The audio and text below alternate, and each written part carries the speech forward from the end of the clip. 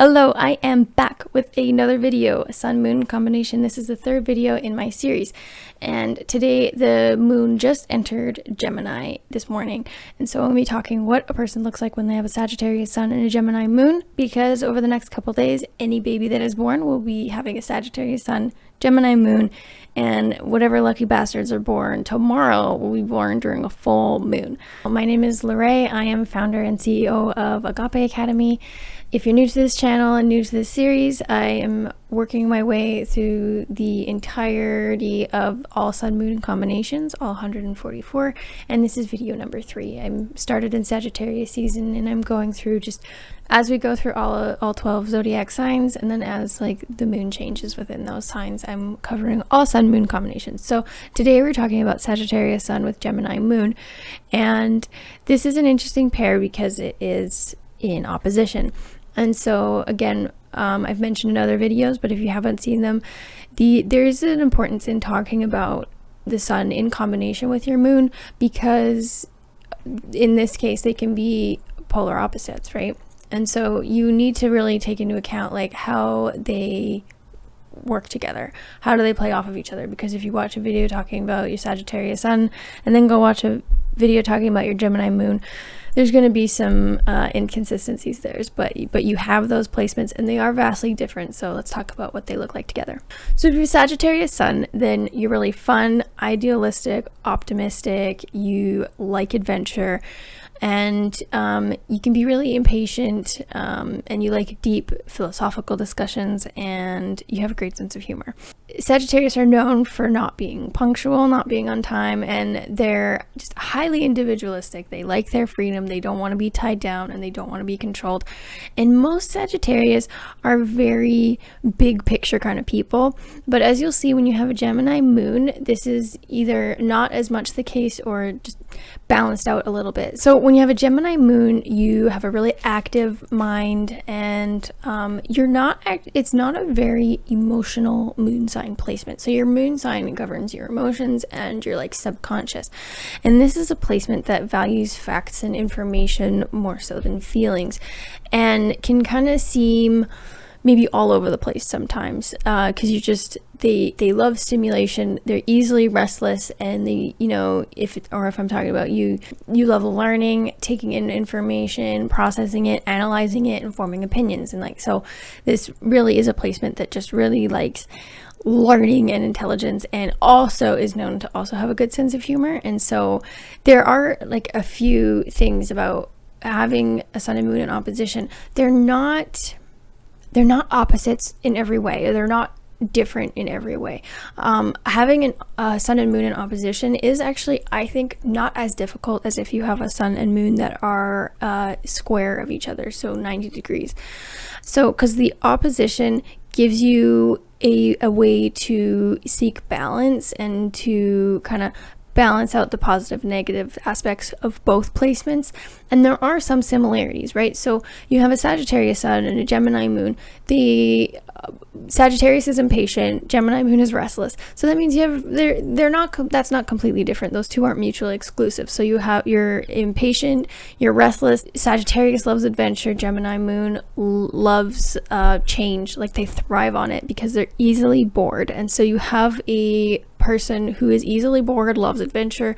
The difference is that Sagittarius are usually deeply philosophical, and they like, ideas that are out there, and they like looking at the big picture, versus Gemini is more about like, no, I want to take in all of this like information that I am actually sensing, right? They're in the details, right? They actually aren't really even as concerned with the big picture. And so you could have something that really does balance you out nicely, right? Where you have like this big picture approach with your identity, but then your emotions still bring you back into the details so that you don't neglect those. And Gemini Moon is also like a high strung placement, and again, you just thrive on adventure, and you probably are like the life of the party. You have a great sense of humor. Both of these placements really value humor. So with this pair, you have like having a Sagittarius Sun, you're a Sagittarius, but then you have your Gemini Moon, and that makes you more people oriented. It makes you more charming, lively. And then, so those are like the positives, but then the negative aspects of this pairing is it could lead to you being kind of inconsistent, all over the place, maybe kind of at odds with yourself if you don't know how to strike a proper balance. And it can lead to, Gemini is known to, it has the reputation of being two-faced, and so you may resort to manipulation and seem kind of superficial, because it's a placement that like just always wants new experiences and to meet new people and to do new things and find new information about everything. And so it's really restless, always wants change. And so especially coupled with the Sagittarius Sun that likes adventure and doesn't want to be tied down or controlled and wants their independence, this is a pair that really is not likely to put down roots in a particular place or to just be tied down in any way.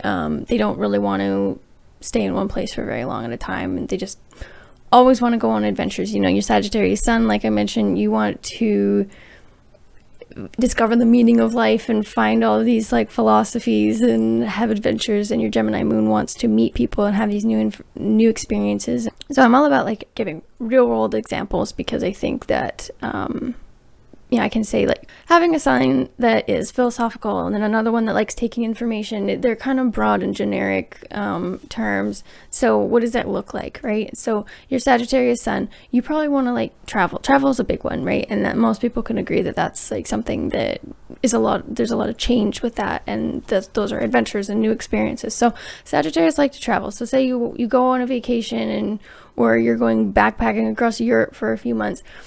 Sagittarius big picture approach is, oh, I want to discover the meaning of life, and that probably is still something that you want to do. But having a Gemini Moon, you are more detailed in your approach to that, right? Sagittarius is more kind of abstract, this idea of like discovering the meaning of life without having a real idea of how you get that. And versus your Gemini Moon is like, I am talking to every single person I meet, people on the subway, I'm eating at all these different restaurants, I'm talking to everyone, finding out what it's like to live there, I'm going to museums and I'm learning about the history, I'm looking at how these buildings are made, right? So they're just taking in all of this information and analyzing it and coming to some sort of conclusion. And so they're far less likely to form deep, long-lasting relationships with the people they meet on their adventures or just friends in general, because they just want new.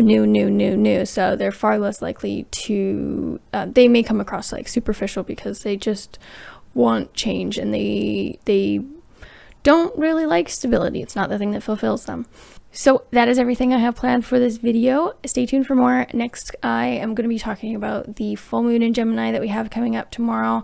I'll be making that video again later today, and then it's going to be obviously in Sagittarius. So let's see like what this pair looks like in a transit, especially with a full moon and a lunar eclipse. So that's coming up next, and then after that, in a couple days, it'll be Sagittarius Sun, Cancer Moon. And if you guys have any videos that you want me to make, leave a comment below, and I'll also leave links in the description on how to contact me. I have a private Facebook group, so if you're wanting to discuss astrology, learn about it, I have a coaching program, and you can learn all about it and how to apply it to your life to achieve any sort of goal. It's gonna be really great. So check out the Facebook group. That's the best way to really like interact with me. And I'll also be doing some free training that'll only be available in the group. Not everything that I post makes it onto YouTube. So stay tuned for more, and I will see you later.